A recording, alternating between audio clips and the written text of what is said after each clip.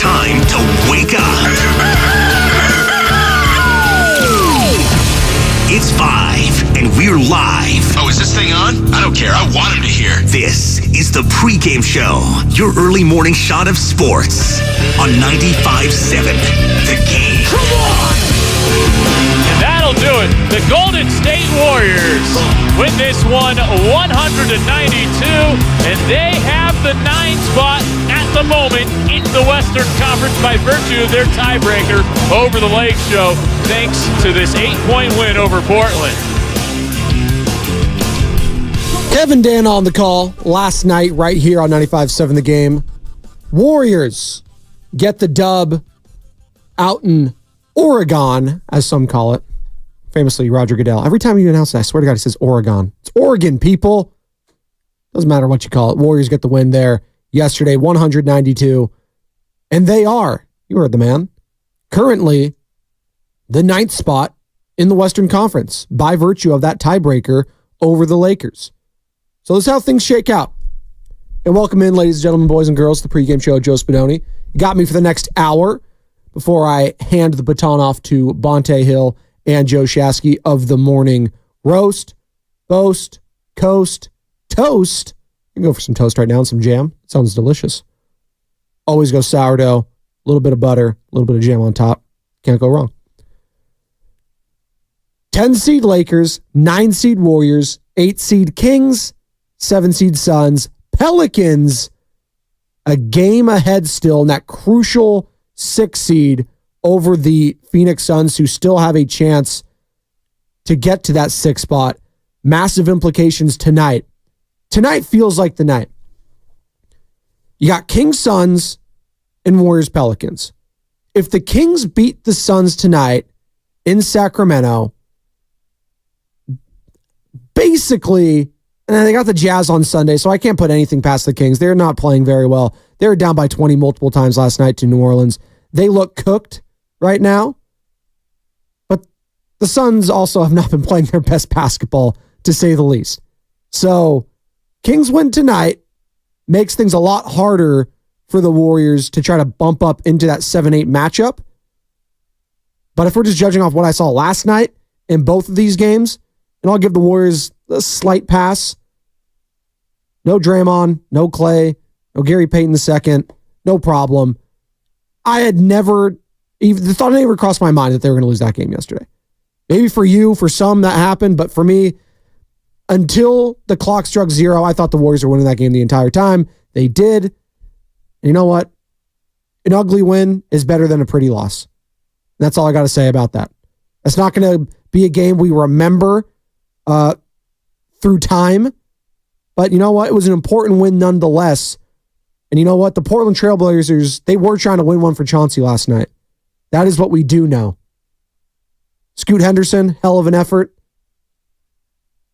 And that's all I got to say about that game. Moving on. That's it.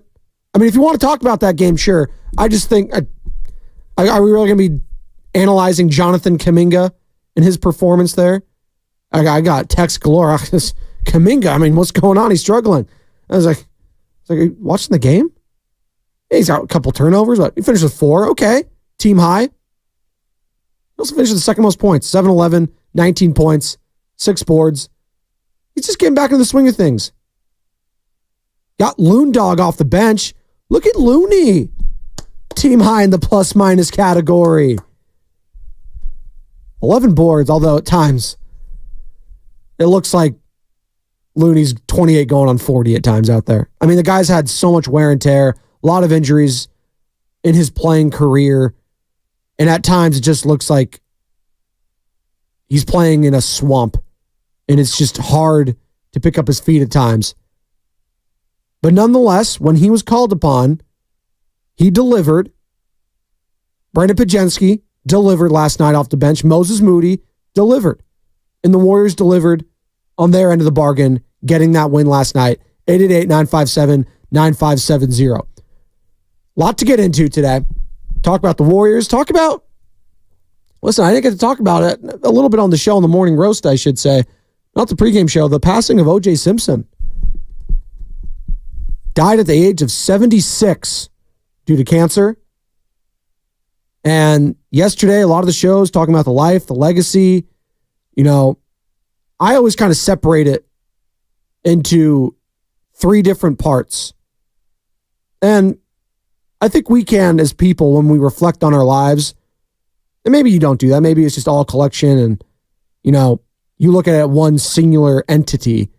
But you take parts, right? We like to break things up. You're a toddler, you're a baby, a toddler, a kid, a preteen, a teenager, an adult, a young adult, 20s, 30s. Like, that's how people break up age groups, right? But I think you can do that for life. So for O.J. Simpson, he was a San Franciscan. He was a hell of an athlete, one of the greatest at his position in the history of the sport as a running back playing football. He was a celebrity, a kind of an icon, if you will, transitioning from the sport of football to the media realm and landscape. And, hearing from a lot of the listeners, hearing from Bonte, hearing from Guru. I mean, we had a caller saying like that was his Michael Jordan. I think it was Big Smooth out in Oakland. Calls a lot. Good caller. Like Big Smooth. Just don't change your name when you're trying to call in again. Why do you guys do that? Don't change your name. We know who you are. You can tell by your voice when you call in a bunch. Anyways. That was his Michael Jordan. Like, that's how much OJ meant to people here in the Bay Area. Young kids at the time. Went to USC, won the Heisman, went to Buffalo, rushed for 2,000 yards. And to see the racial component to it as well was obviously a huge part of this and a huge part of the trial, obviously coming off the heels of Rodney King, the double murder, the double homicide charge, him, the glove don't fit, he must have quit, all of that, and trying to encapsulate all of that into the conversation yesterday. I thought Bonte and Shasky did a hell of a job. I thought they weaved through the conversations it's not an easy way, but they did it in the right way. There's no wrong or right way to talk about a person after they die. You feel how you feel. A lot of people are calling and saying that. And there was obviously a larger conversation in regards to, the racial component that was O.J. Simpson coming off the heels of Rodney King, and was not found guilty, although he was in the civil trial, but when it went to the upper courts there, was not found guilty. So I thought Bonte Hill and Joe Shasky, again, hell of a job weaving in and out of those difficult conversations, how to talk about someone who was polarizing and who allegedly committed heinous acts. And in the court of public opinion, guilty. I mean, if we're just going to keep it a buck, like, I was born in 93. I was a baby, just nursing probably when that was on TV. We were pooping our pants out there, Sam and I. We didn't know what was going on. But you slowly learn, like, ever since I was a kid, I felt like I know who this guy was, because you would see stuff referenced in pop culture. Like, the amount of pop culture jokes alone kind of forced you to know who O.J. Simpson was. Like, he kind of turned into a punchline. Like, he was still part of society, but in a, oh my God, look at that guy. That's great. Hey, let me go get a picture of that guy over there. Like, really? O.J. Simpson? Like, it was still a thing. He wasn't, like, we use the word canceled today.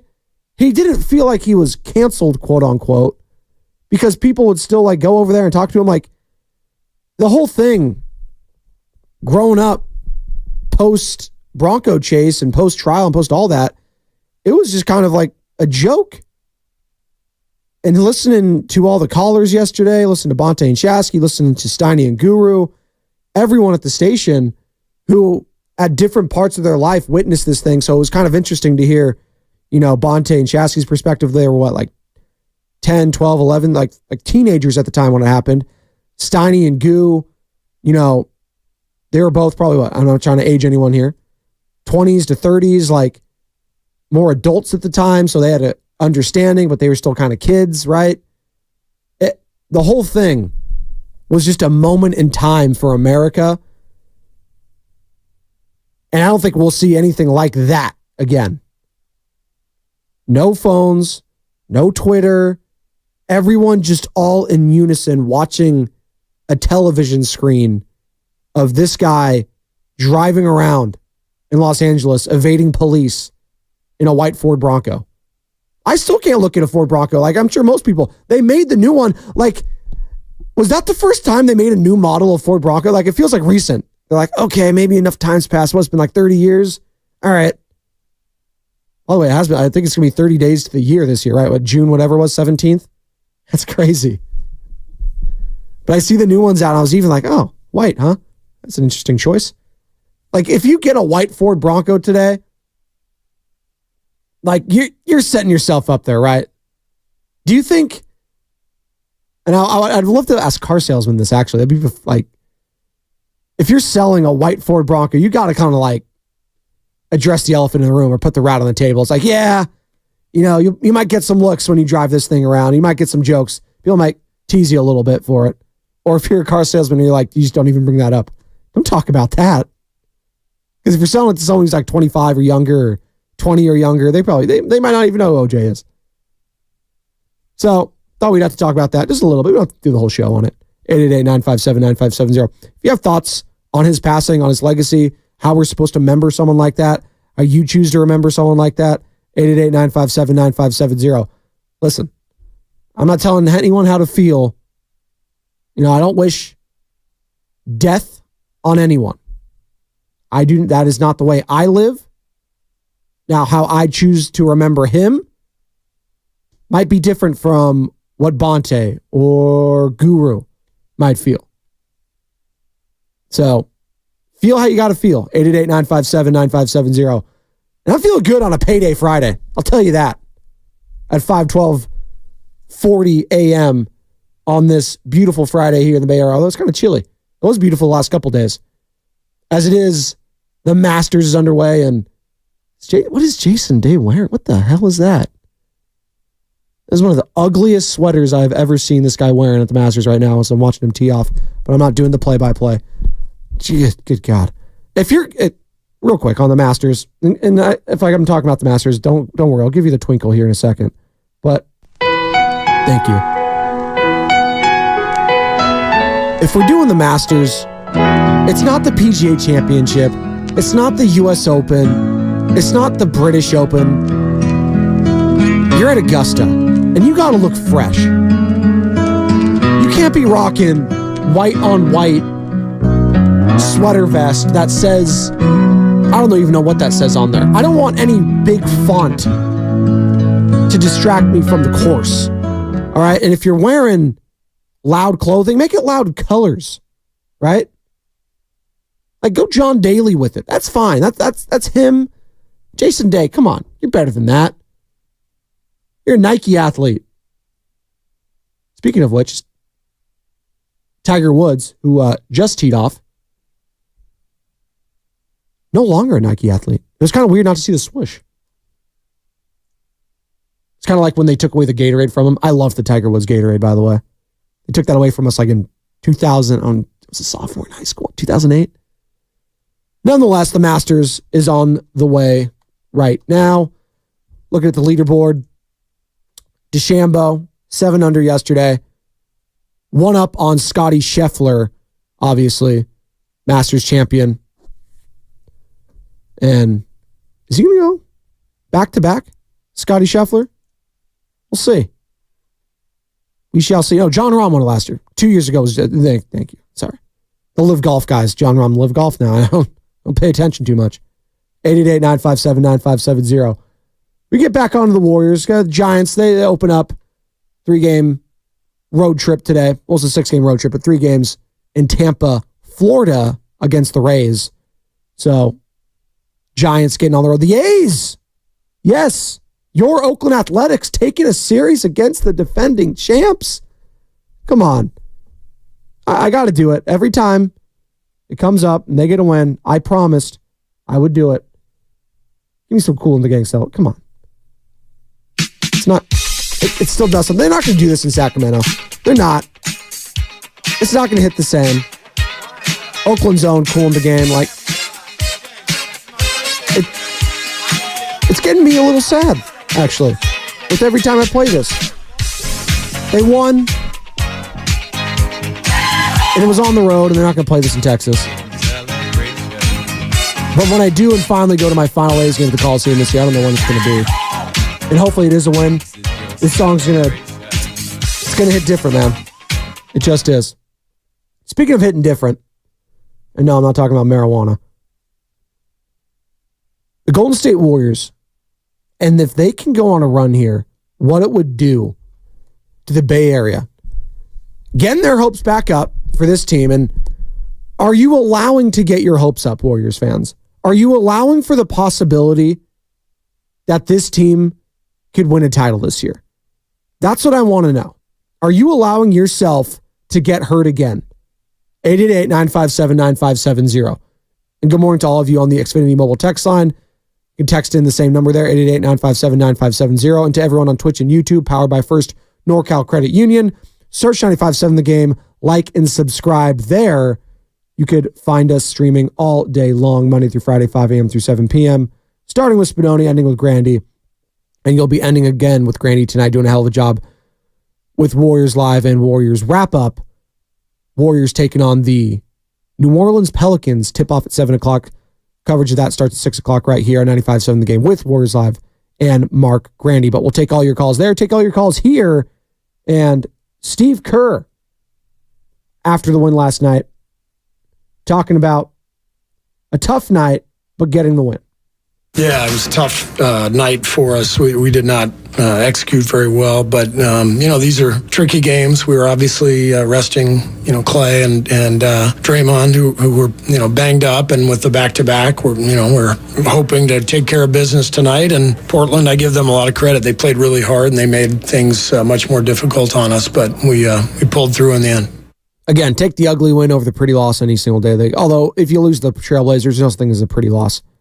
Like if it was 100-90, you lost to the damn Trailblazers who were trying to lose. They stink. Putrid. And Scoot Henderson, he wasn't the most efficient, but I was impressed last night. Played 40 minutes. 2 of 8 from beyond the arc, not great. 7 of 20 overall, 18 points, 12 assists. You can dish it, man. 9 turnovers, though. 9. You almost had the wrong triple-double. Yikes. Call it the triple trouble. You like that? You can use it on your friends. Go ahead. It's all right. It's a freebie. More from Steve talking about Kevon Looney and Brandon Pajemski coming off the bench in their contributions. Yeah, I thought the 2 key guys were Loon and Brandon. Loon just saved us like he has done dozens of times in his career here. He's kind of been on the outside of the rotation now for the last 6 weeks or so, and he always stays ready. And he came in, changed the game. We were really getting bullied on the glass early in the game, and I thought he came in and established a tone inside. And I thought Brandon's defense on Scoot Henderson the last 5-6 minutes of the game was massive and helped us get that separation. I mean, clearly, because the guy had 9 turnovers. So Steph wasn't his greatest game overall, but when push came to shove, you lean on your star in the prime spots, in the prime moments, in clutch time. We keep hearing that word clutch, right? Well, that was a clutch win from Stephen Curry yesterday. I don't care if it was against the Portland Trailblazers. I don't care if it was against the Utah Jazz, right? They got the win they needed to get. 888-957-9570. Are you allowing yourself the possibility that this Warriors team can win a championship, Warriors fans? And is that too strong? Are you even allowing the possibility that they can get to the Western Conference Finals? Because we do this as sports fans. And when I say we, I say I do this. I don't want to set myself up, my fandom, for failure. So you set realistic expectations. And a realistic expectation for this Warriors squad with how they have been playing, with the possibility that they could be the 8th seed. Right now, they're the 9th, but if the Kings lose today, I feel great about the Warriors' chances. Now, they have to take care of their business against the Pelicans. Because Pelicans and Suns are still battling out for the 6th seed, so they have a lot to play for still. Pelicans have won 3 in a row now.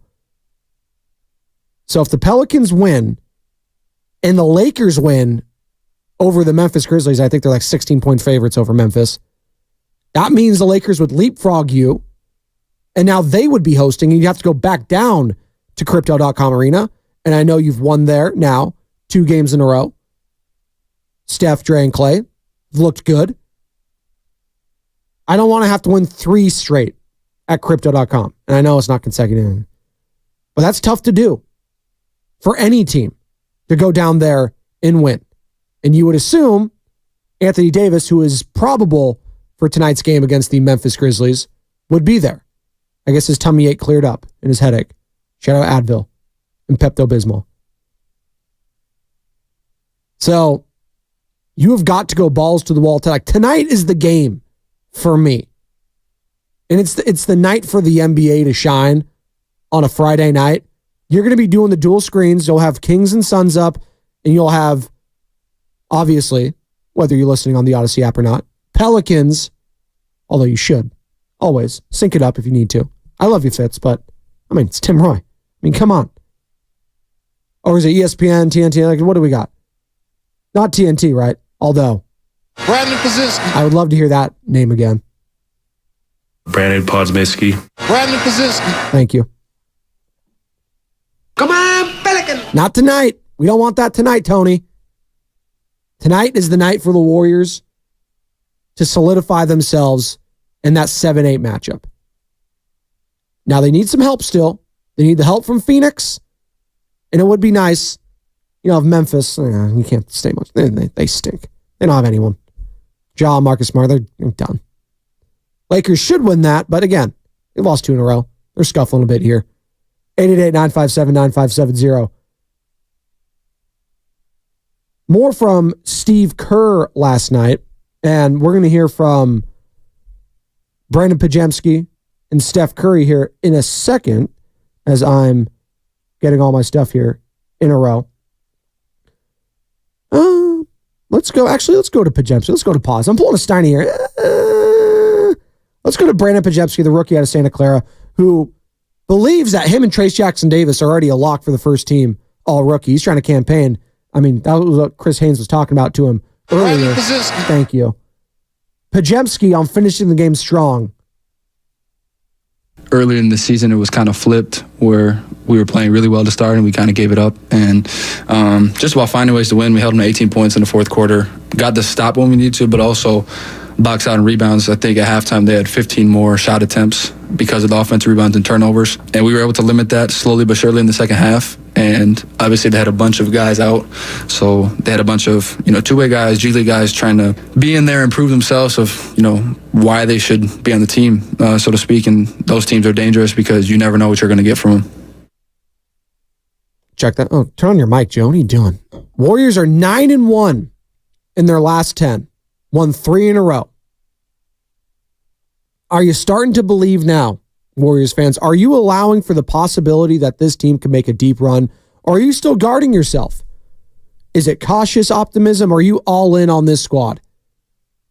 Because come Monday, that's next time we're going to talk to each other, this is all going to get laid out.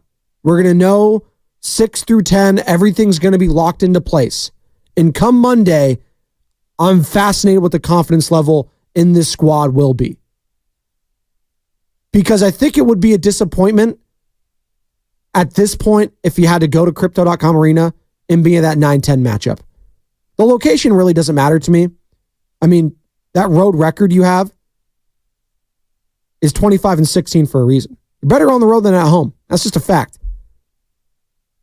That's a fact. And I don't think the Lakers and playing in Los Angeles scares anyone. But you don't want to have to win 2 games to get in.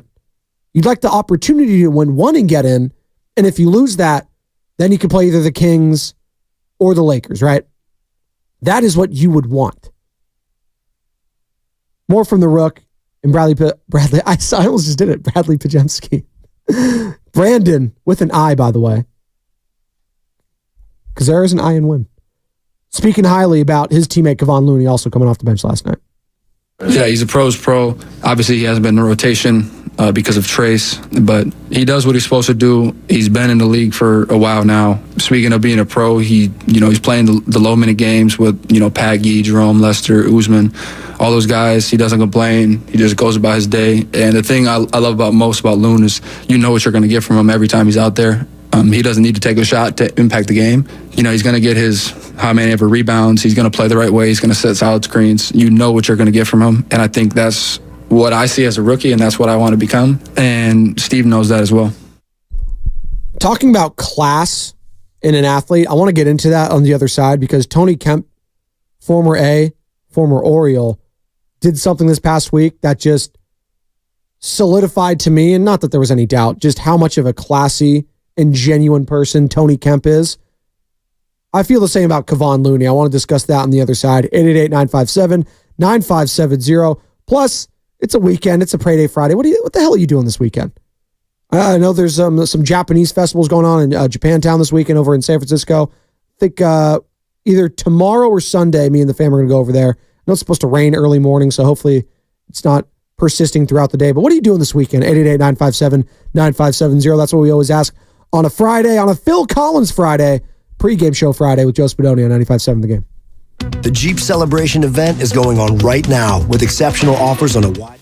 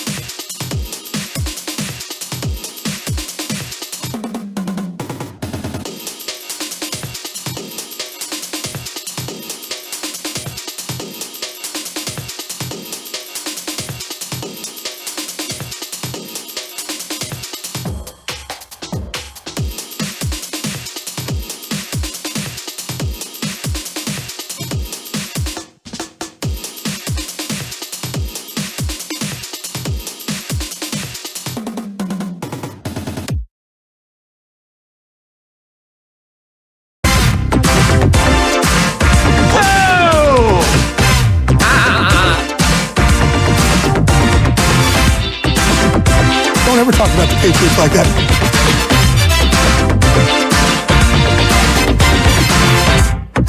Oh, I forgot that Jay Glazer one. Don't ever talk about the Patriots like that. I just picturing Josh McDaniels and someone in the Raiders locker room last year. Yeah, I don't really give a crap. I didn't say that word. About what you guys did in New England. Don't ever talk about the Patriots like that. Welcome in. It's the pregame show. Joe Spadoni. One segment down, two more to go. Talking Warriors win over the Trailblazers, 192. Warriors, two more games left. Got the Pelicans tonight. And then you wrap up the season at home against the Utah Jazz. Basically a layup.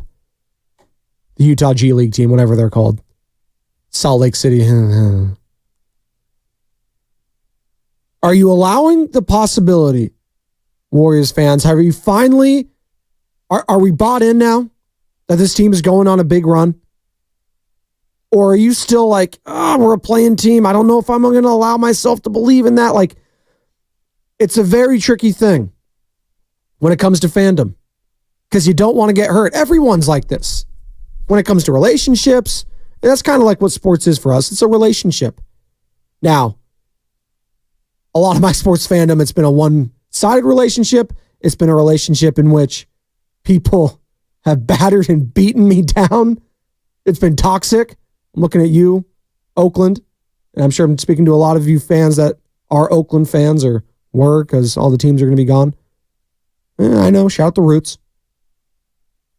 But that's what sports is. And with any relationship, and it's, this one is starting to come around again because it was in the dumps. Your team kind of ghosted you for a while this season, Draymond Green specifically. But now they're coming back around. You've been on some nice dates and everything's going well. It's nice. That win in Los Angeles, it was like a nice date. Go out, have some lobster, some surf and turf, maybe a nice steak. Go walk, talk about the eclipse and pop culture stuff. I don't know. House of Dragons coming back a couple months. And then you start to picture yourself, getting serious towards the end. You're just like, oh man, I really like this girl or guy, whoever I'm talking to here. I really like this person. Maybe I can envision getting in a ring. Are you envisioning the Warriors getting in a ring? That's what I want to know. Do you have jewelry on your mind? Or are you saying, Spadoni, we're a playing team. Can we just get to that first round? That signals to me you're still a little guarded. You're not quite yet believing, if that's what you're saying. If you're just saying, can they just get through a round? You're not allowing for the possibility that this team can go on a huge run. I'm here to tell you, as things line up right now, I believe the Warriors are going to get into that 7-8 matchup. I think they're going to win that matchup. I think they are going to play the Minnesota Timberwolves / Oklahoma City Thunder. I don't think it matters. I think they beat either of those teams in the first round. I think they beat them. I think they beat the Thunder in 5. You like that for a hot take? And I think they beat the Timberwolves in either 6 or 7. But I do think they beat them. And then give me the chances against whoever else is remaining. Whether it is Minnesota or the Thunder on the opposite end. Or if it's the Nuggets, whoever. I don't have my entire bracket. All the seeds aren't all quietly aligned yet. Clippers Mavericks is the only matchup that is solidified, the 4-5 matchup. So, and it's not reseeded, right? It's just brackets. They don't reseed things. So it would be the Nuggets playing the Clippers or Mavericks. I want to say that. I'll come confirmation sensation. We'll get to that. But are we allowing the possibility? Xfinity Mobile text line 888-957-9570. The number. Stephen Curry. Clutch last night in a much-needed win for Golden State against a not great Portland Trailblazers team. But they got some talent at least. I don't think they're completely tanking like, you'll see from Utah like we've seen from a lot of teams this year. Charlotte, Detroit, good God. There are some bad teams in basketball. Steph talking about his teammate, Kevon Looney, and I teased it before, and I want to get back into this conversation because Kevon Looney coming off the bench yesterday, and we haven't talked much about Looney after Trace Jackson Davis came in, and he's kind of ran away with the position now going forward. And this could be Looney's last year in Golden State, but coming off the bench, plus 19, he had 4 blocks, 11 boards, 9 points. Vintage Kevon Looney. And Steph was all here for it. Looney was unbelievable, securing the paint on defense, finishing at the rim, giving Ayton a little bit of problems down the stretch. He's going to get his shots up, but we just competed, and that last 6 minutes was hard-nosed basketball, and it was what it took to win. So talking about teammates here, and it's always why I was a little frustrated with Draymond Green, because you have guys on this team like Kevon Looney. And that guy has never once complained. That guy has always been a professional. He has always been a great teammate, a supportive teammate. He goes in, does his job. He is limited in his capabilities going up against guys like Anthony Davis, going up against guys like even last night, DeAndre Ayton, who had, if you look at his numbers, pretty good night. Going up against these big bad dudes in the Western Conference, the Jokic's of the world, right? Never complaining, never going to be on the positive end of most of those matchups. Although last year against Sabonis, kind of took his lunch a little bit. He has been phased out now, and you heard it from Pajemski. You're hearing it from Steph. He was playing with guys like Guy Santos, right? He was playing with Lester Quinones. And nothing, I'm not poo-pooing them. I'm just saying these guys are coming into mop-up duty, and Kevon Looney's used to being on the floor when they're winning a championship. He's used to being on the floor in crunch time against the Houston Rockets circa 2018. That's what he is used to. He's used to being that guy that could switch and change everything for the Golden State Warriors. That was 6 years ago, and he was so young, and he's only 28. Only 28, but there's a lot of wear and tear. There's injuries there. I mean, he had the neuropathy. He has the hip. He's had a lot of wear and tear for a 28-year-old, and he kind of looks like it. But for yesterday, and for him to come off the bench and play that many minutes and not skip a beat, I thought was damn impressive and speak to his character. And I can always judge someone with how others speak about him. Kevon's never going to be the guy to toot his own horn. He's not going to be the guy that look, hey, I'm doing this, I'm still not getting credit. That's not him. He'll let his teammates and coaching staff speak highly about him. Like when he has, and I'm not just talking about just his teammates. I'm talking about the opposition. I've heard guys like LeBron James, his former teammate Kevin Durant, some of the best go out of their way and speak highly about Kevon Looney. That says a lot. And I wanted to talk about this too, because I think it ties into the conversation. Tony Kemp, former Astro, kind of a fan favorite the last couple seasons and kind of a down years for the A's right now. They need some action, some flair. Tony Kemp would time in and time out do that and be fun to watch. And obviously the big talk of baseball outside of Shohei Ohtani, we can get to that on the other side, was Jackson Holliday, Matt Holliday's son, top prospect in baseball, getting called up by the Orioles, who seem to have every single top prospect in baseball playing for them right now. Gunnar Henderson, Adley, don't call me Audi, Rushman. And now Jackson Holliday. I'm sure I'm missing some others. So Holliday comes up, and Tony Kemp gets DFA'd to make some room. Tony Kemp, what? Was he 35? He's older. Let me get his exact age here. 32. Not as old as I thought. But this is the tweet he had 2 days ago when he got the news he was getting DFA'd and Jackson Holiday was coming up. Quote, in the fall of 2010, our college had a series against the Longhorns for a 3-game set. Our hitting coach at the time was Josh Holiday, and his brother, Matt, brought his kid to our early practice. I remember watching his son, Jackson Holiday, with a sweet lefty swing. Period. Go get him, kid. Exclamation. End quote. That is what a teammate is. Looking out for the next generation, understanding that his time is coming to an end, not being salty about it,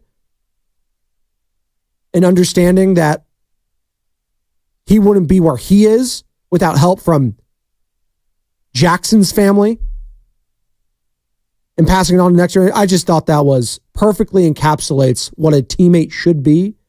And I think Kevon Looney is that for the Warriors, what Tony Kemp just was for the A's, for the Orioles in a short time, and passing it on to the next generation.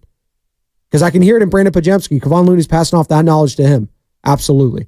888-957-9570. I could talk all day about great teammates in Kevon Looney.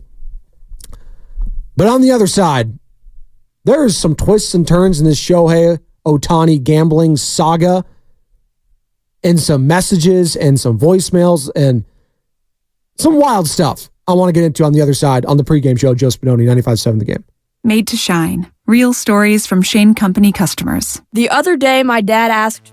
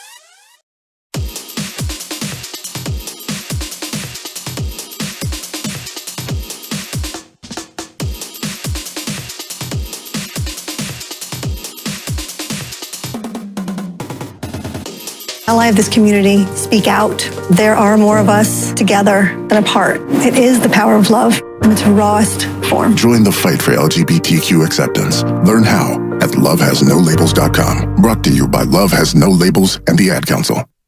Dub Nation, this is Tim Roy, and you're listening to the pregame show on 95.7 The Game.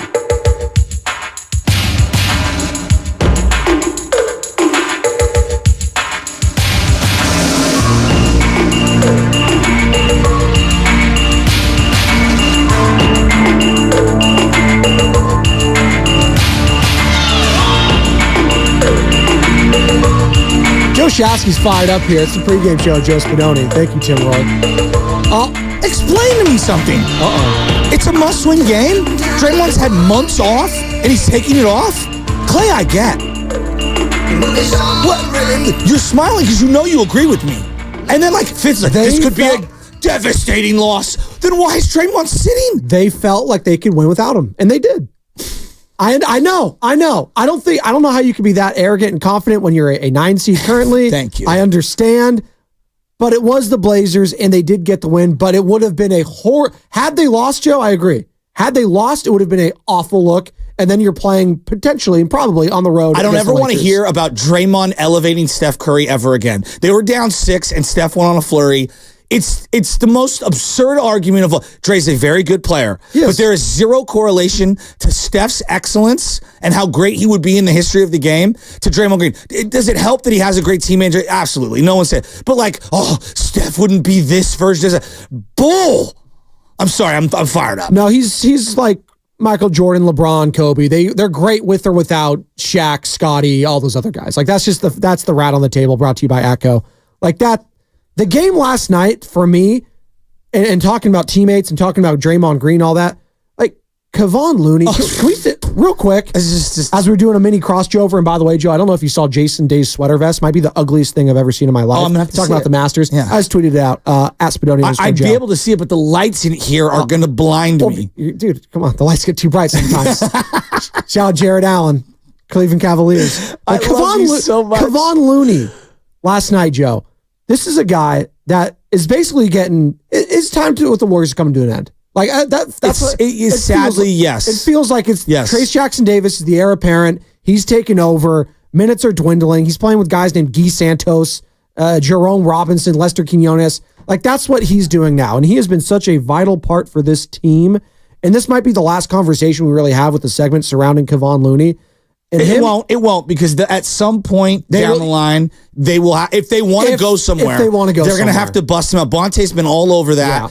Yeah. I'm 100% with you. Last night was encouraging for that because he played 21 minutes and he looked great. He looked great. Like early on, I was a little like, he looks a little old. Like at times, sure, because he's had a lot of wear and tear. He's at old 28, if that makes sense. But his IQ's through the roof. He had 4 blocks. DeAndre Ayton, say what you will about him, it's not a tough guy to guard. Like he is a big dude, and he will get hits. Obvious. Yes, like we could talk about between the ears. Number 1 overall pick for a reason. Absolutely, yes. And I mean, like there's so many different angles from last night's game. I thought there was a sequence where the Warriors were completely constipated. It was like 6 or 7 minutes to go. They're down like 6. I love that you use that word in regards. Am I wrong? To constipated. The offense was like, oh my god. Steph Bayless out. You need a Pepto-Bismol. 100%. Like, well, you got to clear the pipes. Like my little guy, we get him on the prune juice. And then the next thing you know, I get a nuclear poop. That's what happens. Shout out Flowing Water Plumbing. I know. I love how prune juice is used for the first year and the last couple years of your life. That was always the supposed secret ingredient of Dr. Pepper. Did you ever as a kid, prune juice is what they're supposedly used. They say 32 flavors and one of them is prune juice. Oh, there you go. The more you know. I'm more of a 31 flavors kind of a guy. There you go. Baskin Robbins. But no, like Kevon Looney, I don't mean to any disrespect whatsoever because I can't think of a better analogy. But like when you say like so and so's a good soldier, I don't mean like I don't want to insult war and I don't want to insult our military in any way. But like you want to talk about a guy metaphorically and as part of a squadron, you know, like what a great soldier this guy's been. In a season, in a season where Draymond Green has done a lot of complaining, getting suspended. Hell, Klay Thompson, I understand you're getting older and you were getting phased out at a point to go to the bench. He's been a gladiator this year. He hasn't said a peep. Not a word. Nothing. Not a word. The only thing that I've heard Kevon Looney actually say that was almost like, wow, Kevon was, Draymond's got to earn our trust back. Remember that was last year after the punch. That was the only thing I was like, whoa, for Kevon. A man who said nothing. Exactly. His entire career. And that spoke louder to me because he doesn't say stuff like that. And he is one of those leaders in the locker room. Like when I hear, and this is what I was saying last segment, he doesn't say anything about himself. I judge someone about how others speak about them. Agree. Every single person. Hell, LeBron James in the past has spoke glowingly about Kevon Looney. Kevin Durant, his teammate, spoke glowingly. Steph, the rookies speaking highly about him being a leader. You know, it's interesting. We do this thing in sports where, like, you know, the NBA player is selfish. Like, that's what you hear. Like, no. A guy like Kevon Looney is the heartbeat of the NBA. He's grace. He's class personified. He is much more a hockey player playing basketball than he is what people's template of an NBA. Like, there's this misnomer that everyone's James Harden. That's not true. Loon the Goon. But like honestly though, Joe, like, he's a great dude. And he's a guy that, to me, could play in any era just by the way he conducts himself. And he's the kind of guy every quality organization has to have a couple guys like him. And I think that he's a guy that we're going to look back fondly. As I look at like a Donald Foyle, someone who I look back on, and I have zero negative energy whatsoever toward a Donald Foyle. I feel the same way about Kevon Looney. A glue guy. And I actually kind of likened him to, because I don't know if you saw the tweet that Tony Kemp had this past week when Tony Kemp got DFA'd from the Orioles. Jackson Holiday. For Jackson Holiday come in. This is what he had to tweet out. And I thought it was the coolest thing ever. And we had so much going on. I love Tony Kemp. Quote, in the fall of 2010, our college had a series against the Longhorns for a 3-game set. Our hitting coach at the time was Josh Holiday, and his brother, Matt, brought his kid to our early practice. Wow. I remember watching his son, Jackson, with a sweet lefty swing. Go get him, kid. That's the guy that's taken over for him. He understands his time space now. No one really wanted him. He was a late acquisition because the Orioles just needed some guy. Maybe he gets an opportunity elsewhere. But that is what I'm talking about. A guy who gets it. It's a guy who gets it, and a guy that could go out of his way to say nothing, but he said something because he understands how significant that is for that fan base, for that kid. Like, maybe Tony wouldn't be there without, you know, Josh Holiday 100%. And Matt, like, helping him out in his career and stuff like that. And paying it forward. Like, I believe in karma. Like, I do. Totally agree with you. What goes around comes around. How you treat other people. And there is ways to handle things. And that couldn't have been easy for him to look at his own baseball mortality. And I'm sure Kevon Looney watching Trace Jackson Davis. Like, that's the heir apparent. That can't be easy, sitting there night in and night out. But he just grinds, man. Joe, I just appreciate, like, for today only, if we don't say anything else about Kevon, I wanted to give him his flowers. No, I'm 100% with you. And I think the Warrior fans are great fans. That's number one. The segment that people get annoyed with online or whatever, that's not representative of the majority of fans. I will say for Bay Area fans, like, we make fun of the sentimentality when it comes to the Giants, stuff like that, but they honestly, they care about the human 100%. Element more so than a New York franchise would, Chicago would. If I was putting together the all smile team where I bring their name up and you smile, and it has zero to do with how excellent they were in the sport, but more like the person. Name me a starting five that doesn't have Kevon Looney in it. Oh, greatest smile. Like, I'm thinking of other sports too. I'm actually, guys, his name, like, if you said his name to 100 Bay Area sports fans in a bar, I don't think you get one negative word about him. No, that's a great point. I thought you were talking about players that actually smile and they're like personified. Oh yeah, no. Like, I meant like makes the fans smile. No, that's a great point. No, absolutely. You hear, Kevon Looney, it's like everyone loves Loon Dog. I mean, like, that's what I'm saying. Yeah, everyone. Like, if I, like, for example, I'm just going to, Brian Wilson for the Giants. There's a lot of people like, I don't know about him. Yeah. You know what I mean? People the wrong way. His personality is very boisterous. Yeah. You know, like, he's a little polarizing. Like, correct. Patrick Willis. No one says a darn thing negative about Frank Gore. You know, Kevon, not the player that those guys were in their respective sports. Yeah. Dude, he's such a great dude. And every time we want to write him off, here he is, like Bonte's been saying, he's going to get dusted off and he's going to play a vital role in a crucial moment. And there he is. I just remember that series he had against the Kings last year. I feel like we look back on that series and think of Steph Curry, but Kevon Looney for a lot of those games, he might have been the best player. Going against Spadoni, going toe to, he was getting 20 boards after 20 boards. So we're winding down here. Thank God they won that game. Massive game tonight against the Pelicans. Who my mom's going to be there. Really? Yeah, that's awesome. I told her to go bug Bonte. Hey, Zion looked like a problem last night for the Kings. But don't worry, Draymond should be back tonight to handle that business. I know I'm the only one triggered about that, but it was like, to me, if that game shouldn't have been that close. The coach is telling you that seeding matters, and then like Clay, I get he's logged a ton of minutes. Yeah. He's been extremely available. Like, and I get that Draymond's got some sort of a back. Come on, doggy. Yeah. the season could be over. No, that we're talking about a couple games. That was almost a disaster. I was losing last night. Do you know what's not a disaster? That's going to be the morning roast. Well, it might be, but in a good way. Joe Shasky, Bonte Hill on 95.7 The Game. You're listening to 95.7 The Game, KGMZ FM and HD1 San Francisco. Always live on the free Odyssey app, Twitch, and YouTube. Powered by First NorCal Credit Union. Life doesn't stop when the economy is uncertain. The market might not care you have a wedding to plan or a kid to put through school. And inflation doesn't know you've got a family to feed.